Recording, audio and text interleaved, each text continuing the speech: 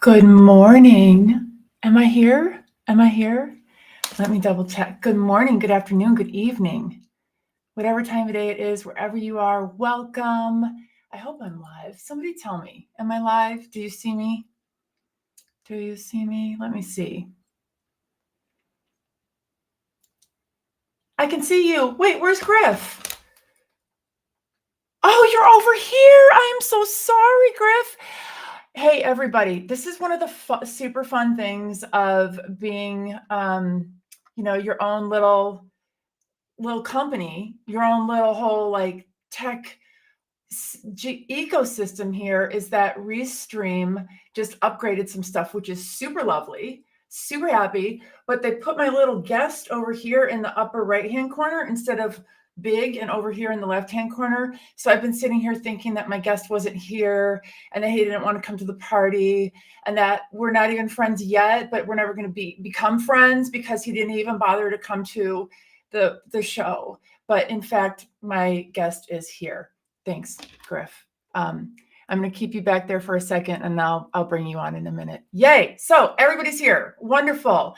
Good morning, good afternoon, good evening, whatever time of day it is, wherever you are, welcome. I'm so happy you're here.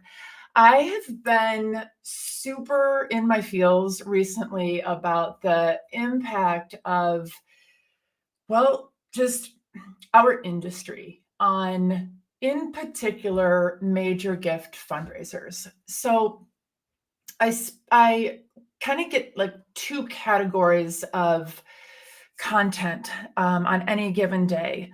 One is all about how donors aren't having the satisfying experience that they're looking for, right? And a lot of the things that nonprofits are doing that aren't quite there yet, that contribute to, our donor base, atrophy. And lots of ideas about how nonprofits can do this and they can do that. And typically those, think pieces don't talk as much about the role of the individual fundraiser. They kind of talk about nonprofit business ops as a monolith, right? And typically they also don't have a lot of, how to, or, actually identifying what the problem really is. It's really just this amorphous general sense that if nonprofits could do better, that donors would give more money. And then the other set of content that I get that oftentimes comes from deep, heartfelt conversations that I have with my fundraising colleagues is about how our profession has put fundraisers in many ways between a rock and a hard place. There's everything from, lack of training, lack of autonomy. Everyone has, like, the most common phrase I hear is, my boss is weird. There's boards not really understanding what goes on with major gift fundraisers. But for me, the biggest thing is some of these really, these ugly secrets that are in plain sight. A couple of examples are sexual harassment. So we know that frontline fundraisers report being sexually harassed. 80% of frontline fundraisers report being sexually harassed either by donors or their colleagues. That is a number that, if you haven't heard it before, I don't know why, it just hasn't made its way to you, but this is something that is generally accepted. The data is solid. The people who did the research are reliable. And we have now, it seems, accepted in our field that this is just one of the things that a development officer should just plan on kind of confronting during the course of their career. And then we also see our data about burnout and turnover. So, Michelle Vryn and Evan Wildstein published their report last year, and they're in the process. I think the survey is out right now for their next year about fundraiser turnover. And we know that one of the reasons why this happens is because of the pressure that fundraisers are often under to raise lots of money in short periods of time. And the feelings, right, that come along with that, the lack of resources to actually accomplish that. And so, as a person who's just super, in love with our profession, that being major gift fundraising, I just, like I said, I've been kind of stuck in my feels for the past few months thinking about how generative AI could help our profession support not only major gift fundraisers, but as a result, donor engagement. We see a lot of stuff about how, donor retention is down. And I feel like if I never read one of those studies again for the rest of my life, that will be too soon, because they very rarely cite one of the biggest reasons, which is that fundraisers are burnt out, right? We're understaffed, we're oversubscribed. And when we have burned out fundraisers, we don't have donor retention.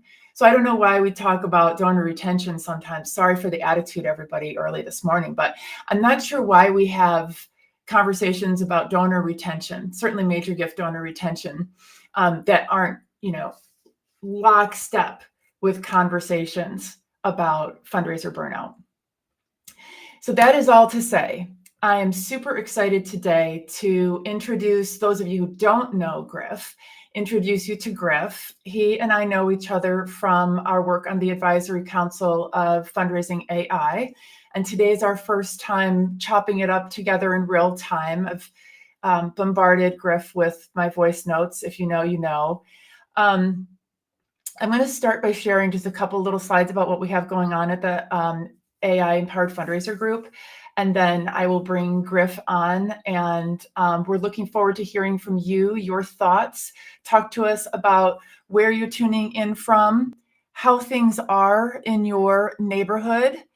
And we will structure this as interactive as you all want it to be. So if you leave us notes in the chat, we will respond to you while we are doing our conversation today.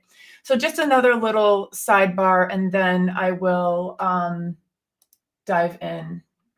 This is not the slide I wanted to show you right off the bat. First, I have promo for what we're up to, you guys. We have so many things going on right now in the AI Empowered Fundraiser Group. This is like the most exciting time so far since we launched. Welcome to my Canva, everybody. What happened here? Hold on. So everybody, this is why I have not yet felt like I should launch this into a podcast, because I'm just still the person. I am Gen X. Like, I didn't even use a computer in college. So I'm just doing the best I can, everybody. Truth be told, Emma, obviously you guys all know that I'm saying that in jest, because what is happening? Because one thing we know is that Gen X women are absolutely crushing it in the, sorry, everybody, in the, I don't even know what's going on. Let me delete that.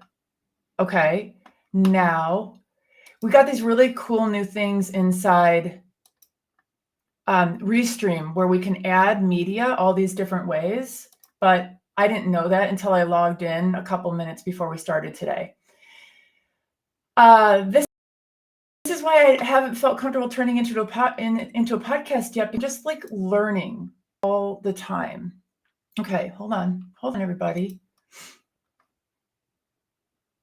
All right, and everything is moving really slow, but that's okay. So you're about to see Griff and my faces. Oh, here it is. Stop sharing.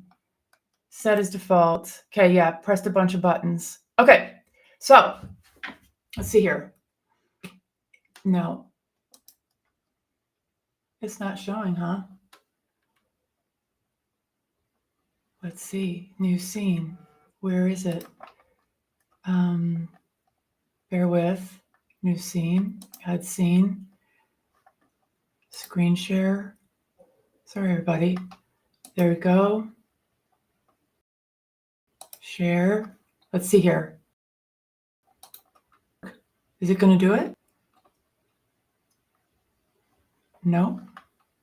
There we go. Wow, that took a long time. Okay, everybody, so you're here. You're in the right place. Welcome, welcome, welcome. Everybody who has heard anything from me in the past month knows that tomorrow is the first day of Fall Forward with AI. This is Rachel Kimber and my second go around with our AI boot camps. The first one was absolute fire. This one is even more fiery. Rachel and I have been in our 2-woman mastermind sessions cooking up even more good stuff for everybody. And this time we are launching right out of the gates with a fundraising initiative that we are going to learn AI through. So over the course of the week, we will be going through, you could think of it as a campaign, learning how to use AI tools responsibly for creating our strategy, analyzing data, right? Doing SWOT analyses, creating content, putting together proposals, solicitations, stewardship, database storytelling, ethical storytelling. And we're going to do a lot of this through the lens of leadership and identity. So Rachel reminded me yesterday that the work that we're doing here it's not just a course, right? Like she and I do courses, we do workshops, we're consultants, blah, blah, blah, blah. We're out here on these AI streets doing all this stuff. But what we're really, really doing is creating a movement. So some of you know that I founded the She Leads AI initiative, where we bring together women and amplify their voices as leaders in AI. And then I have a community for women who are leaders in AI, and that Rachel and I do work like this. And we welcome you into this movement. If you haven't already signed up, or at least just checked it out, Kate just dropped the QR code because I see, of course, our logo is covering it up. See, living and learning, everybody. And that starts tomorrow. And we can't wait. We cannot wait. We cannot wait. We cannot wait. The biggest challenge I have is not jumping out of my skin with excitement during our boot camps, because they are fire. Now, if you are already doing AI stuff and your livelihood is based on your ability to produce banger content, like production quality content. And here's what I'm not talking about. I am not talking about when you write something that's pretty darn good, but it still has a bunch of AI words in it. It still has, delve and beacon and unleash and unveil, or it still has all that bloated language. Nor am I talking about just saying you're not going to use AI because AI can't write like you, right? It's using AI as your co-writer to create production quality content. If that is you, this course is going to be perfect for you. It is an investment. It takes time, it takes money. And then on the other side of it, you will be among the very best writers in the world who use AI as their co-pilot. I'm just saying. I would say this if it wasn't me teaching it. And you guys all know that I've learned from a million different people, and I'm just channeling through what they have taught me. So it's not I'm not trying to stand up here and say I'm some brilliant, AI, whatever guru. But this course, if you're one of the people who's gosh, my writing has to be awesome, so I can't use AI. Or you've heard yourself say AI can't write like me, or you've heard yourself kind of mock the people who are clearly writing stuff with AI, but they don't know how to edit it properly, then consider this. It's going to be a small group. It might be 6 people, and everybody is pretty serious about their writing. Okay, that is enough. Thank you for your patience while I dinked around with technology. And now, as soon as I figure out how, I'm going to bring Griff on board. There he is. I see him. He's here. Hi, Ann. How are you? Yay. Hi, Griff. Good to see you. How you doing? Good to Never see you better. too. Thanks for hanging out. Yeah, that's what I do. I just sort of hang out in the background and let people pull me out when they need me to. Can you hear me?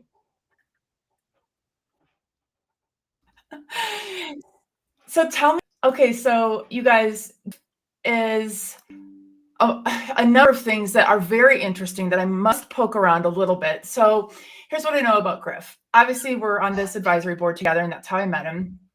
And also, he's an alumnus of University of Colorado at Boulder, which is one of the institutions that we've done some work with. And interestingly enough, my son's first choice for college. We don't know, though we're in application season. So we will be learning about whether that's part of our reality or not. You live in Denver-ish, Boulder, around there. You are a cyclist, but I don't know what kind of cyclist. And you also somehow or another in your many interesting paths of your life, you had a brewery in Patagonia. Great. And you're a founder of a tech platform. Yeah, you hit a lot of stuff there. It has been a long and winding road for me, and it's really been a joy most of the way through. I mean, definitely one of those things where the struggle is the pleasure, but that's a great intro. Thank you. What kind of cycling do you do? And also a magazine. You were editor of a really big magazine, or maybe you still are. Are you still? Not any longer. I founded that magazine that was focused mostly on cycling and alternative transportation options in cities around the country. Nice. I was the editor of it, and we sort of sold it off 7 or 8 years ago. It's been a while. Okay.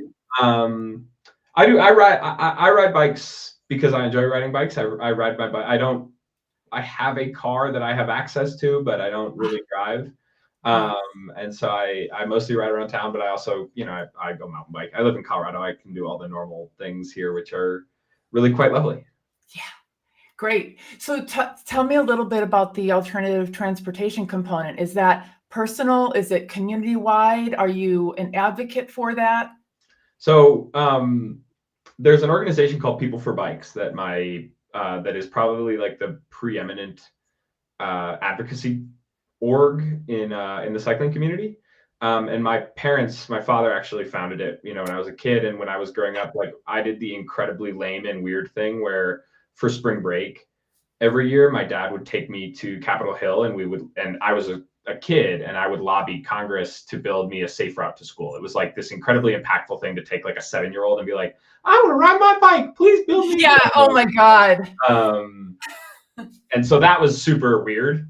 But it started me on the path of advocacy then, and I continue to do it.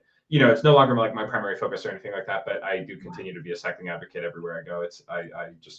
It's pleasurable for me, honestly. How could anyone deny a 7-year-old kid standing up there saying, "Well, God, shucks, I'm here with my dad, and we just want to ride our bikes to school." Right? Yeah. It was. I didn't know it at the time, but I was basically my father's marketing ploy. Yeah, exactly. I was going to say, I'm sure the apple didn't fall too far from the tree. Have you seen all the stuff in I live in Corvallis, Oregon, which isn't too far from Portland. The bike buses where they've got oh my God. Yeah. Coach Balto or something. I just cry. I watch those videos and make me so happy. Oh, they're so adorable. Denver's done a really cool thing recently where they've started subsidizing e-bikes for people who live here. And so there's I see a lot more of it. A lot more young parents, nice. Shuttling kids around on an e-bike, which is incredible. Love it. Love it. We live in a college town. So obviously I shouldn't say obviously, but obviously, lots and lots of cyclists, lots and lots of retired professors in those recumbent bikes. Yeah. All those. And now we recently just got we had the bike program where you drive it, where you can rent them and ride them around. That went away one day. Now we have a scooter program like that. And it's not on the subreddits. People are not really happy because people are leaving the scooters in the middle of the streets. And so people who use like wheelchairs can't get through. Yeah. So, lots of these things I'm sure you've dealt with in the past. So I wanted to talk today about, I wanted to kind of frame our conversation in two categories. One is thinking about the major gift donor themselves and how generative AI impacts their experience, their feelings, their giving as it's channeled through the major gift officer. So, a couple of our friends, Nathan Chappelle and Tyrion Koshi. Yes, just dropped a report a couple of days ago on donors' feelings about AI, and it wasn't specific to major donors. It wasn't specific to any exact type of fundraising per se. But there was some interesting data in there, and so I thought it was kind of some interesting food for thought to talk about. And then I was hoping that we could talk about the role of generative AI in the major gift fundraiser experience. Sure. All right. Talk to us. And also tell us about Momentum. I want to give you a second to talk about your platform. I was like fanatically researching it because it's like the exact app that I've had in my brain for the last like 15 years. So I'm very pleased. Yeah, I mean,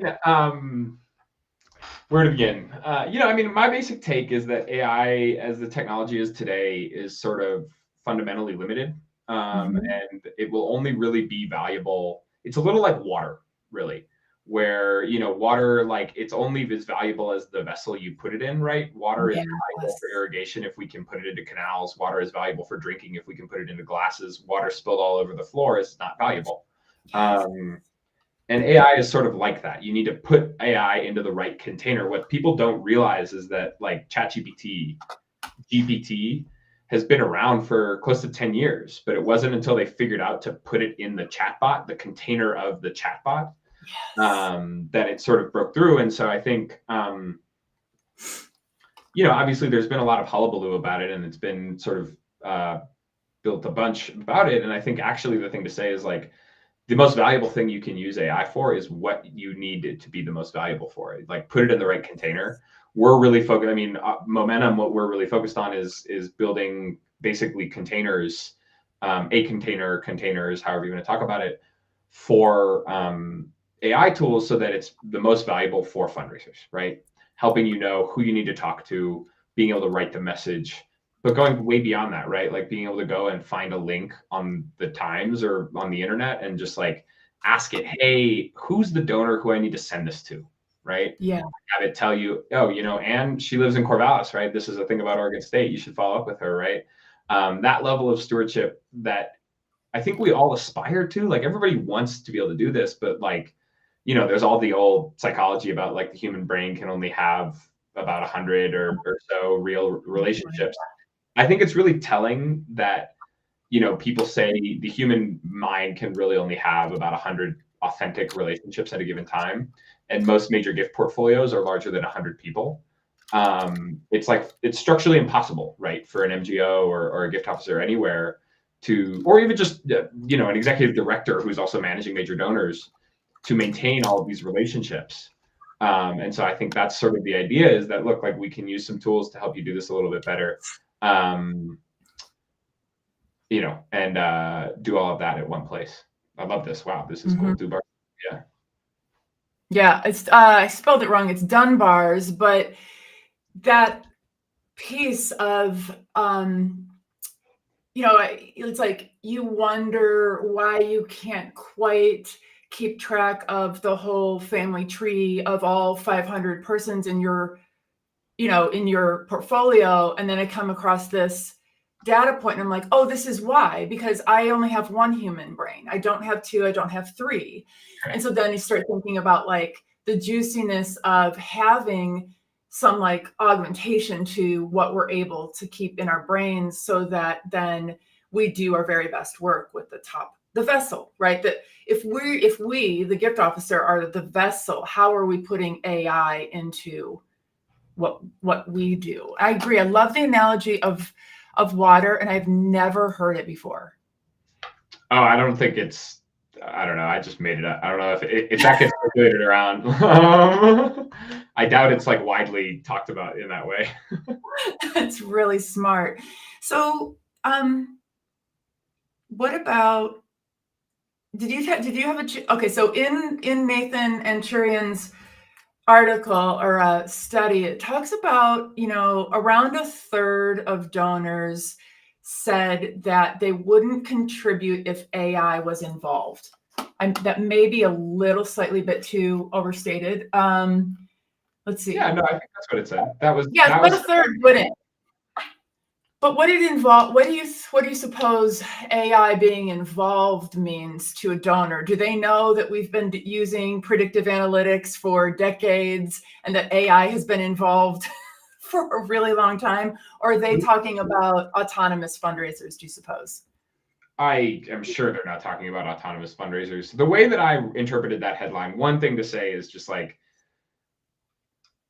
well, the way that I read that was basically like, broadly, probably about a third of people are uncomfortable with AI, right? Yeah, Regardless of donors. I think that probably just maps pretty squarely.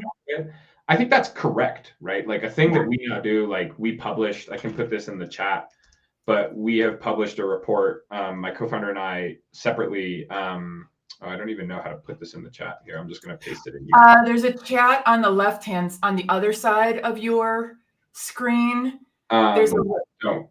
I'll put it in there. I'll grab it. Basically, it's a big report that we published on like AI security and what what people should be doing and how they should be thinking about that. And I think people are probably pretty reluctant to work with AI generally. One thing that has been really funny is as we've talked to more and more major donors themselves, what they will say is, look, I only want to support organizations that are using this, right? If they're not adopting that, like there probably are donors who feel uncomfortable about it, but most of the major ones, part of the promise of being a major supporter of an organization is that you expect that organization to do well by your gift, but also to be impactful, to ultimately do as much good as they can. And I think most of this is anecdotal, right? But most of the donors that I talk to would say something like, look, we expect you to be using top of the line stuff. Like the reason I'm giving all of this money is that you can use top tools and all of these things.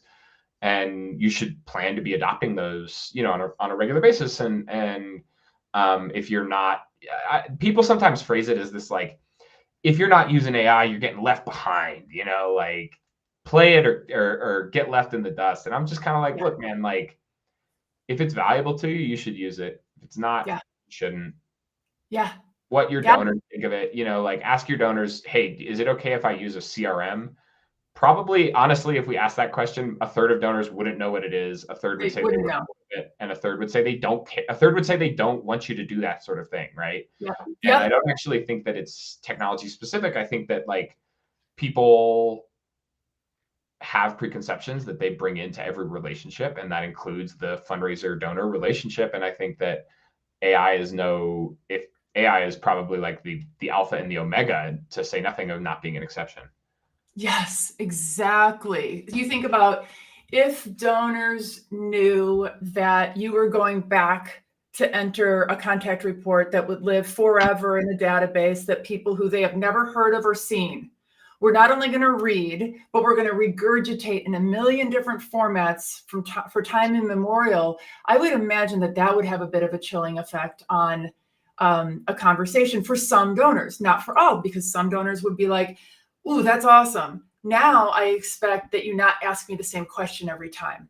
Or when you leave and dude shows up, that he has read the content, he has read my case file and knows what happened. And I'm absolutely with you, particularly with board members, and hoping for our fundraisers and our executive directors and deans, et cetera, that they feel poised for those conversations about business ops and how AI is just a ubiquitous, general aspect of our business operations. And that we actually, with some of our donors and volunteer leaders, we don't have that much wiggle room because they're going through the growing pains right now in their companies, in their lives. They're having to spend untold numbers of hours figuring out AI policies and evaluating different technology and how will things integrate and stakeholder relationships. And so we will definitely be saying for a while, yes, it's on our radar, right? But pretty soon, I always measure things in terms of how many football seasons do you have? Because I spent 25 years in skyboxes hosting donors, and think about how many football seasons do you have before, when you're standing around with a glass of wine or whatever in your hand in the skybox, you need to be able to clearly articulate what's going on with something. And I feel like we've got this one more season where we can say, yeah, it's on the radar, we're starting to think about it. And next year, if we don't have a much better answer, is where we can imagine that our donors would begin to question, are you a well-functioning business? Can I rely on you to spend my money well? I mean, the funny thing that nobody really ever says about major donors is that they have become major donors because they have been incredibly effective most of the time at running organizations, right? Yes. Something yes. like not all of them, but they're by virtue of being a major donor, they know what's up, right? Yeah.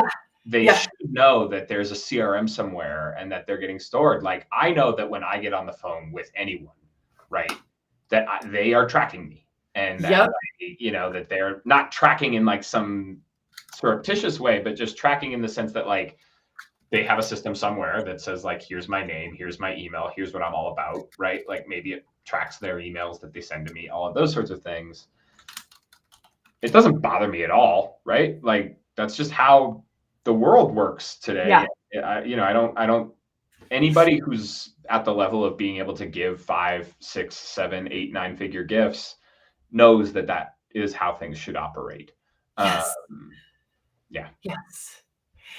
There's another piece of it too, which is that we have to remember that, especially in the major gift fundraising realm, when I think of a room of major gift donors, the mental picture I have is for my career always going to be a whole bunch of white guys. That's what it is. When I think about a gala, a game, a volunteer event, a board meeting, anything, like my mental picture that immediately pops up is right now going to be, 60, 70-year-old white guys. Now, overall, that group is an extremely important donor group, but we're much more, diversified than that now. And we know how important it is that we're bringing our earlier generation donors along with us, and recognizing that for some people, it may actually be the more thoughtful, generous, considerate approach to use as much AI and be as, straightforward. I worked with computer science alums and faculty for a big chunk of my career, and I can promise they do not want to go to Starbucks, as a generalization, but they don't want to go to Starbucks and look at me, make eye contact with me for 45 minutes. They just want to know, like, what's the thing? How much does it cost? Where do I make my gift?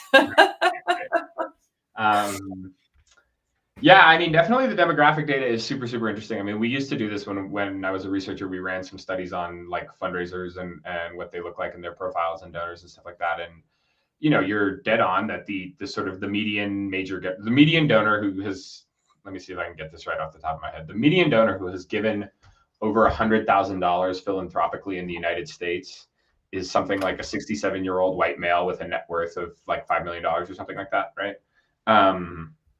And the median fundraiser, we ran this study ourselves. The median fundraiser they're overwhelmingly highly educated, actually. I thought that was a really interesting finding. Like they tend to have a master's. So they're very smart and well-educated, but it's usually women in the mid-30s to early 40s, right? And, you mentioned the sexual assault thing up at the top. that's always a tough topic for me as a white dude to address head on, but it's true. I mean, it's a terrible injustice in the field that like is always sort of amazing to me that people don't say more explicitly. But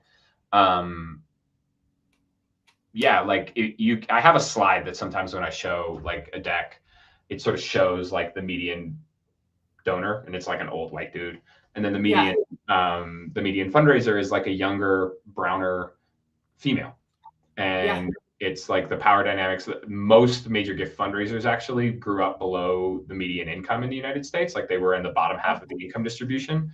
The hardest thing, I mean, the reason there's so much that gets invested in major gift training is that you need to learn the language of wealth, right? They don't, nobody says it like that, right? Nobody talks about it that way, but that is basically what happens. And it's hard. It's hard to learn the language. It's hard to talk about like required minimum distributions if the idea of saving for retirement was not a thing in your family when you grew up, right?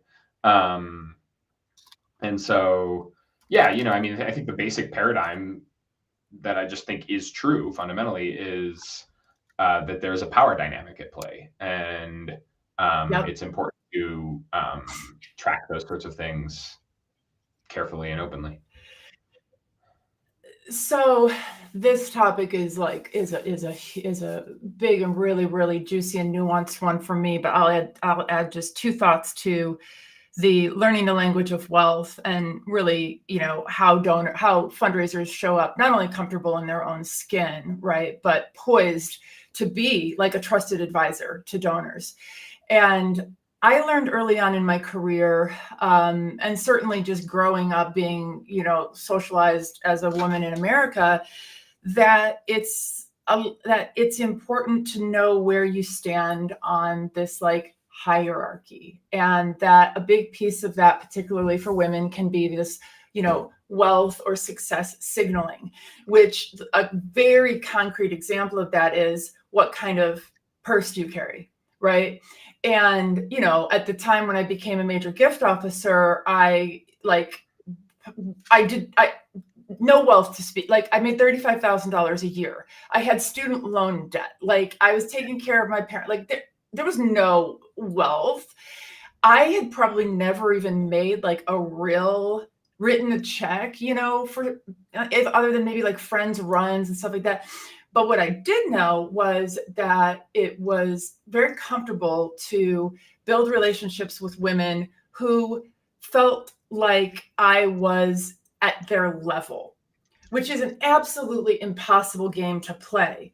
But sure enough, like, you know, normal, you know, income lady person has Louis Vuitton purses now, because I was like, early in my career, like me, you, I need to be like you. Very common. And can you imagine if you're not a white female, right? Or a white male, and you're showing up in spaces that are utterly unwelcoming. I mean, I've been to the golf club that just recently started accepting women, and like, it's not comfortable. And I can only imagine in other cases.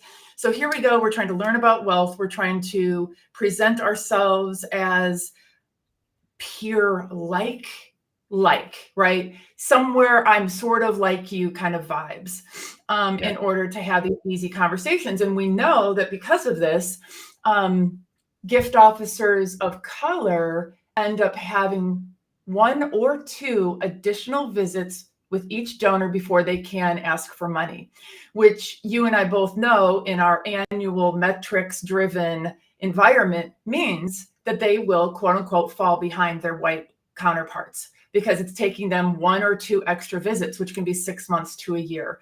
So there's a lot of work to be done there, but here's where I'm going to transition to the AI piece. And this is kind of trippy. It's something that I've been thinking a lot about. It's probably super unpopular, but I'm going to say it anyway. One of the things that we've done to address very large portfolio size, because we want to build all of our donor bases, is to implement, you know, sales enablement technology thing. And I think that's part of momentum, right? It makes it's more organized to do your outreach, right? Yep. So we got some platforms that have sales enablement technology in them. And then we gave early career fundraisers portfolios of 1,000 people. And we said, okay, go. Well, in that process, I would argue that we have stepped right up to the line of wanting our human being fundraisers to behave like automatons, right? We want them to sit in a corner and roll calls all day, right? If you look at some of the models, like the metrics are, how many calls did you make per day, right? In your 1,000 person portfolio.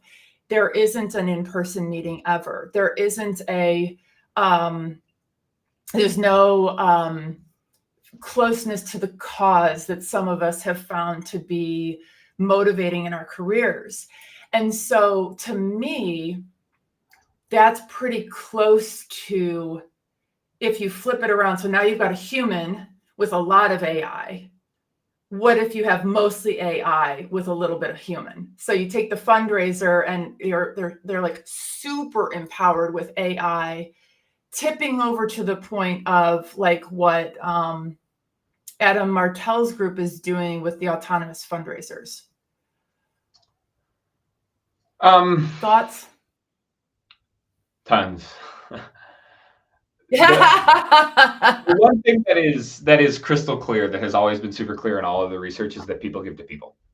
And so I think Adam's idea that you have somebody, sort of be a fully autonomous or automated fundraiser, there's probably some thing there that you can maybe work out where it will raise some money, but it is fundamentally incredibly limited because people give to people and people don't give to robots. My opinion, I disagree pretty fervently with this. I tend to feel like the right way to use AI is to try to make it so that fundraisers can spend just more time with their donors, right? More time with the people, build more relationships, right?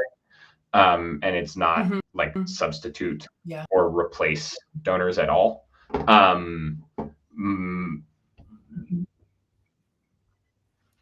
I can tell you this. When I die, the things that I'm going to care about are my relationships. It's not going to be how efficient I was at running my pipeline, right? It's not going to be my portfolio or anything like that. Some of those are my professional relationships. I've been incredibly fortunate, and I hope others as well. I mean, a lot of the reason to work in nonprofit is that I get to work with incredible people. And to remove that, to automate that, to pull that out in favor of a robot doing that, it is just fully not appetizing to me. Maybe there's somebody out there for whom that's valuable. I genuinely, if that's you, more power to you. If you told me that I had to work just interacting with a machine and I didn't get to like see my wife, hug my friends, like, or just like work with my co-founder, like our team, we're incredibly close. Like I find it incredibly nourishing to work with them on hard problems. To take that away from me would, like, I don't know, like I wouldn't want to do this anymore. Like it would be too lonely. And loneliness is a huge problem in America. And I think like using AI to exacerbate loneliness, you can use anything. This isn't just AI. You can use anything, but you can definitely 100% use AI to make loneliness worse, or you can use it to make loneliness better. And my basic opinion is that we should use it to try to make loneliness better. Yeah. I think there's a ton of potential for that. Okay, so let me layer on another question for you then. One of the ways that we kind of scale ourselves in some of the like discovery work that we do, working through large portfolios of maybe complete non-donors, right? So let's just say it's a non-donor segment with some other indicators. Maybe they've got high ratings, maybe they've got some engagement, blah, blah, blah. They're in your portfolio though, and you're an early career fundraiser, and your goal is to do, I don't know, show up in 100 people's inboxes that day. Right. So you make your video outreach because the gifts will get more clicks, right? So you do your video, hi, so-and-so, and it's all made so it can be swapped out with their voice, or it's just adorable in some other way.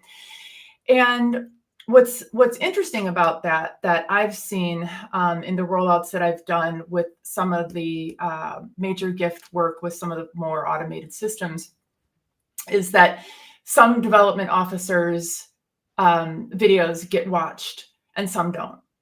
Some get watched many, many times and some don't. Yeah. So let's say you are a young white woman and your video is getting watched 12 times. It's getting opened 80% of the time. you're a young Black man and yours isn't getting opened.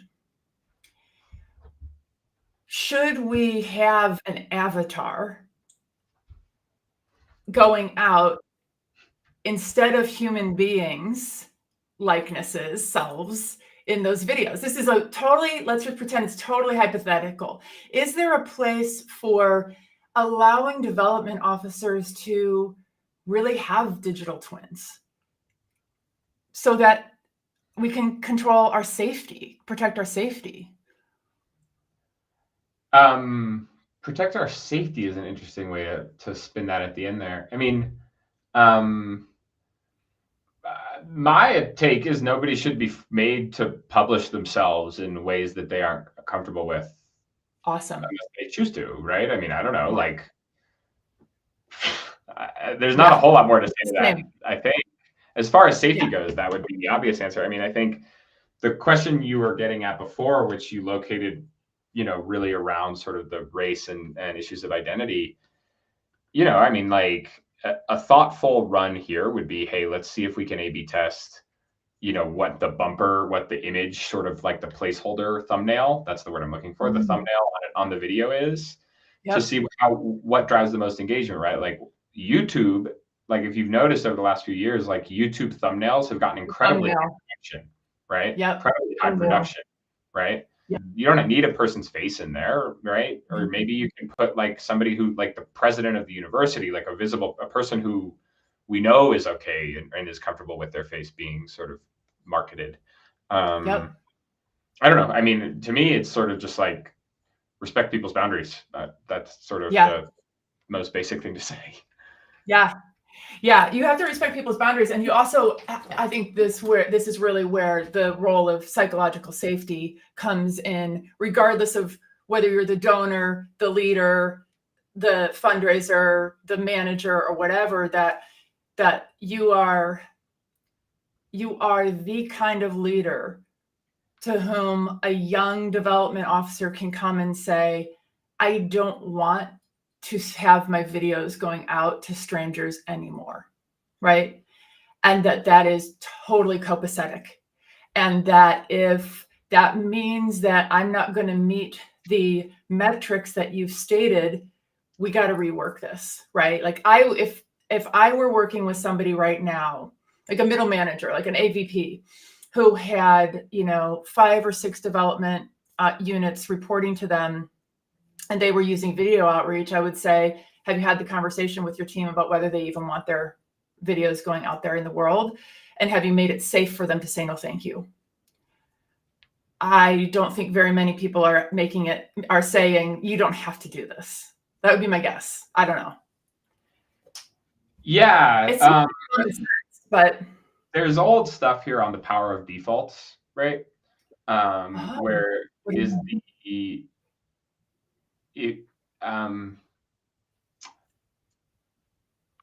are you familiar with this work? Should I like define? No, tell me. I'm fascinated already. The power of defaults is just that, like, if you're filling out a form on the internet and you default the box to be checked, 90% of people will submit it with the box checked. Versus if you ask them, are you okay with this? 10% of people will check the box, right? People do whatever is put in front of them. For something like this, hey, are you okay with your video being transacted? The right way to do it is to have the default be a conversation before you ask it, right? Like you just say, hello, fundraiser. This is a thing our team does. You can opt in or out. What is your preference, right? Yes. And you don't, like, you load the dice. I mean, like there are reasons why people do this, right? Like, I'm not so naive as to think this doesn't happen, but you load the dice when you say you need to opt out, when you say, hey, fundraiser, you need to tell me you are uncomfortable, versus, hey, are you comfortable, right? And asking that up front, I think, is just like part and parcel. I mean, there is something to say, like, look, if you're uncomfortable getting in front of donors, fundraising probably is not the role for you. That's maybe true. Sending videos around on the internet, that starts to be a little bit more of a different boundary. But I think there is a thing where you can say, look, actually, if you're not okay with getting in front of people who you don't have a great relationship with or a pre-existing relationship with, and you're not comfortable building that, like, it's going to be a hard job for you. That's just Yeah, sort it'll of, be a hard job. Right. that doesn't mean you should have to do it, but like at the end of the day, you do have to raise money. I mean, like there are outcomes here, right? And I tend to be a little bit more build the default in, right? Or Mm-hmm. build the option in, really.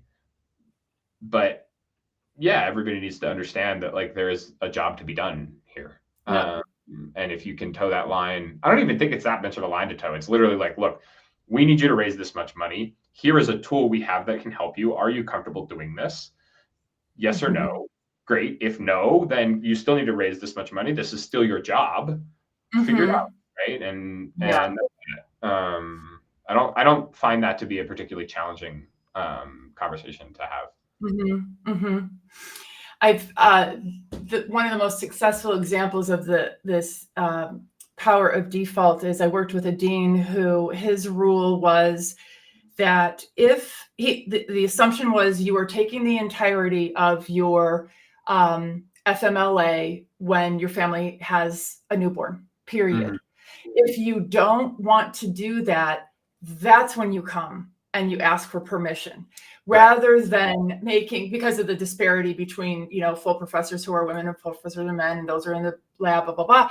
And it was so beautiful to see the pressure that took off of young families to be able to take that time away, because their leadership said, you need to come and tell me if you're not going to take this time. That's your legal right, Right.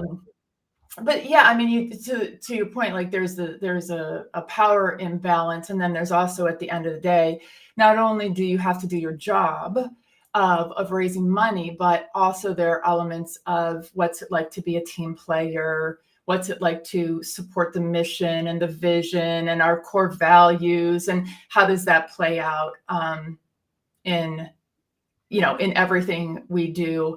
I think there's a line between, are you comfortable showing up in a physical space, and are you comfortable with your you, whatever that is, going out at scale. That's probably for me the biggest difference. That's your Um, line, right? I mean, there's a line, yeah, like, I don't know, like I can tell you that yeah, I personally do not care, right? yeah. Like you can send me out at scale. I think we probably will, like we're doing this show. Like Hmm. that's not a boundary that I feel at all. If that's I think that's Yeah. probably a reasonable guess of a boundary that others would have.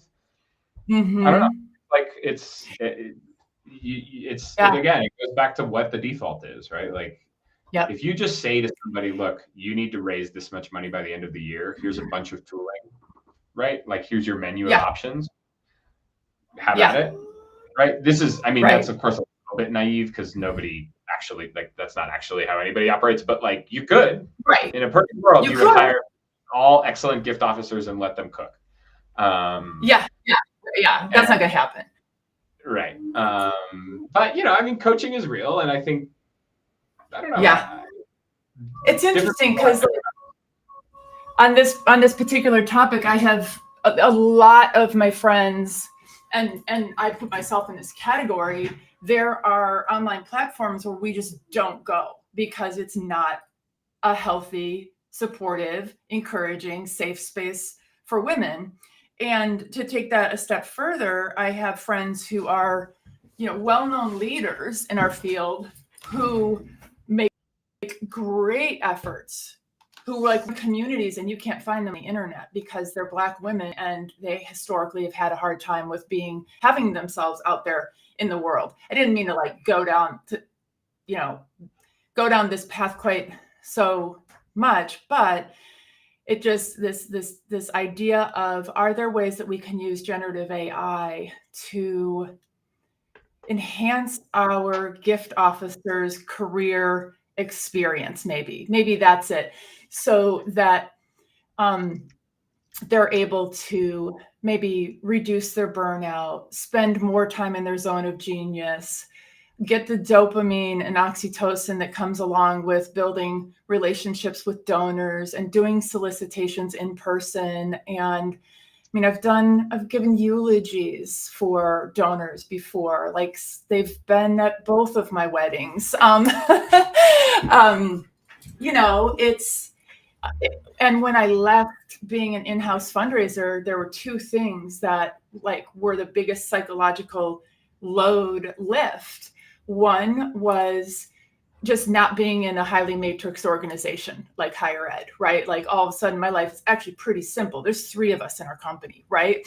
And subcontractors, but there's not 50 million people who all report to dual places. And then the other one was that I felt like I had a little bit of a hole in my heart because I missed all my donors. I'd worked at the same place for 18 years. And even though I'd had multiple different portfolios, like I missed them. They were important figures in my life. And so the idea of taking that away is no go for me. Why would you want to be a fundraiser if you can't hang out with your donors? Right, totally.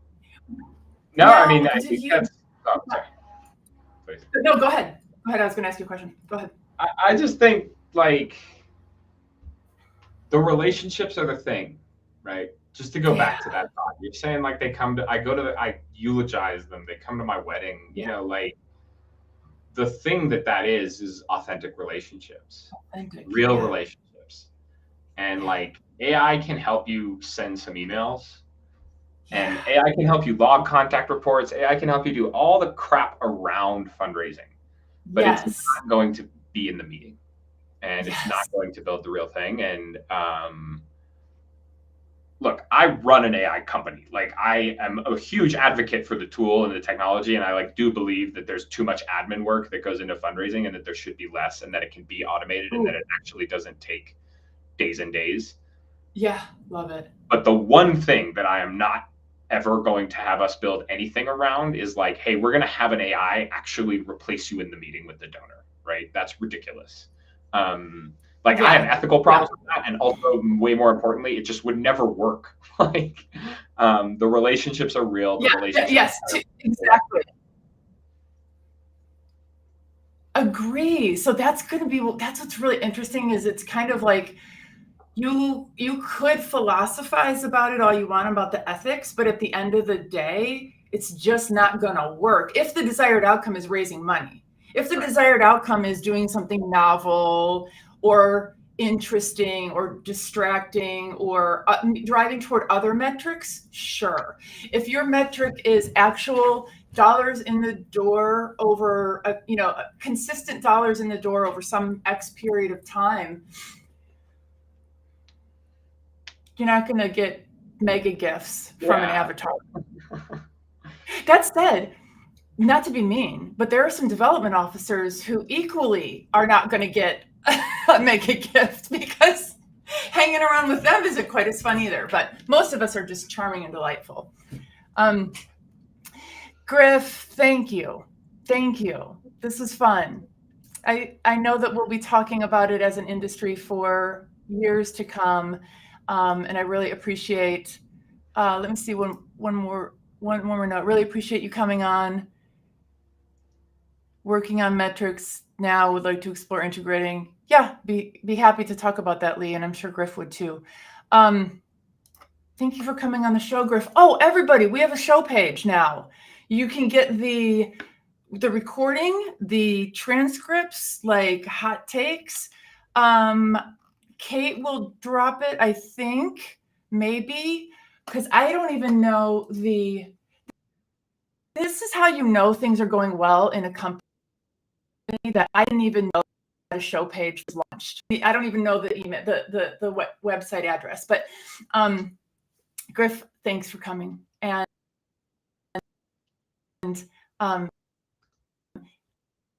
keep us posted on momentum and keep up the good work.